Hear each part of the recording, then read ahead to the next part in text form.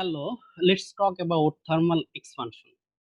So first one is linear expansion. Before going to the linear expansion, I want to say something about the application of the energies. So if we applied some energies by applying some forces on an object, so there is a deformation occur, okay, throughout the object. Then if we applied some heat, this heat will increase some temperature, and due to this increase in temperature there is an increase in length, or particularly there is a deformation occur throughout the object. Then this type of expansion is called the linear expansion if we consider only length of an object. So figure shows an object with length L naught is in temperature T naught. Now if the temperature of a metal rod of length L naught is raised by an amount T, then its length is found to increase by an amount which is L is equal to L naught plus del L. So L naught is the original length, and del L is the increase in length due to applied heat and due to increase in temperature.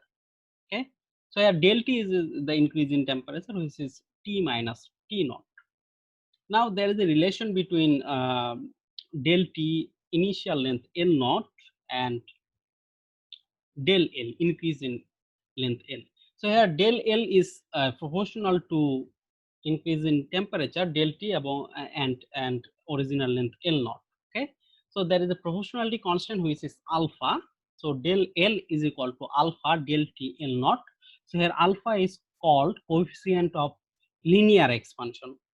Then if we put the values del L is equal to alpha del T L naught, then we can say the length found after the expansion L is equal to 1 plus alpha del T into L naught. So here L naught is the initial length and L is the increase in length, or length found after applying heat. Allowances must be made in building, sidewalks, roads, bridges, and buildings to leave space for expansion in hot weather. Applications of thermal expansion. Expansion joints in bridges and buildings. So a figure shows the expansion. Now let's solve a problem related to this linear expansion.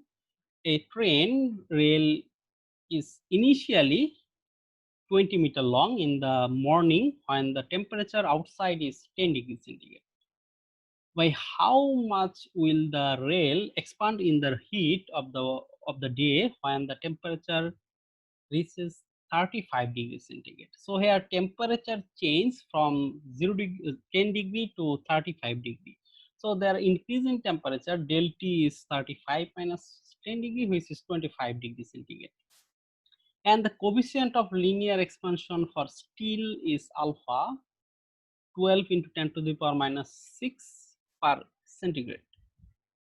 Now we can say that the expansion, so a question is just how much will the rail expand. So we have to calculate the expansion only del L. So here del L is equal to Li alpha del T. So Li is the initial length, alpha is the coefficient of expansion, and del T is the increase in temperature.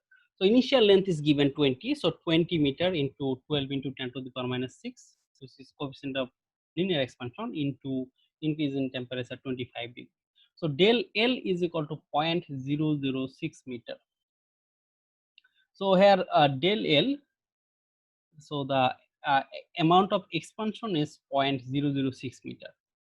Then the second question is what is the final length? So we can easily calculate the final length by using the formula final length LF equal to Li plus del L.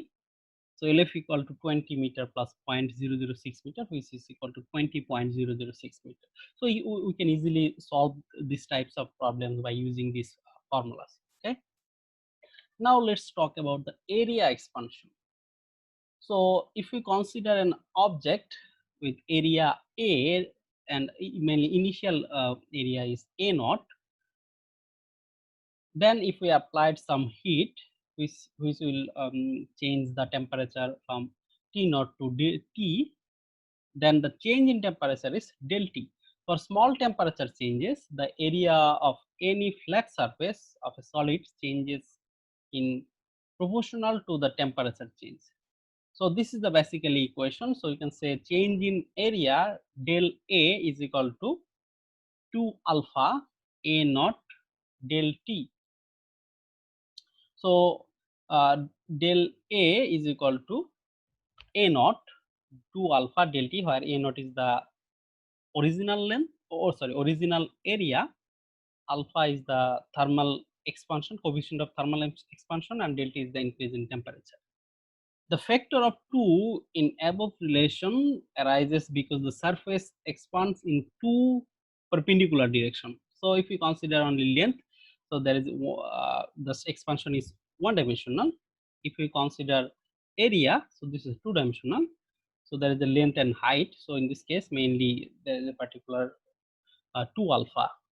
Then the new area, or the area after the expansion can be written as A equal to A naught plus del A, which is equal to A naught into 1 plus 2 alpha del T. So we can easily solve this type, solve some problems related to this area expansion. If the thermal expansion, coefficient of thermal expansion, original area and increase in temperature is given, we can easily find out the amount of area expand, or final area after the applied heat. And last one is volume expansion. In case of volume expansion, this is basically three dimensional. The fractional change in volume of a solid or liquid is also proportional to the temperature change, as long as the temperature change is not too long. So basically, due to small temperature change, we can apply these formulas. So if we consider V naught is the initial volume of an object, and we applied some heat, due to application of this heat, change in temperature is del T. So del T is basically T minus T naught. Then we can say del V is equal to V naught beta del T. So here del V by V naught is equal to beta del T. The coefficient of volume expansion here beta is the fractional change in volume per unit temperature change. For solids, the coefficient of volume expansion is 3 times the coefficient of linear expansion. So this is basically three dimensional. So that's why here beta is equal to 3 alpha. So 3 times of the linear expansion. Now the total change in volume due to change of temperature del T is equal to V equal to V naught plus del V, which is equal to V naught plus 3 beta V naught del T. If you take common V naught, then V is equal to V naught 1 plus 3 beta del T. Not basically not 3 beta. This will be basically 3 alpha. So there is a mistake here. So it will be 3 alpha or only beta del T. So application of volume expansion in thermometers, we used volume expansion. Okay. Okay. Thank you.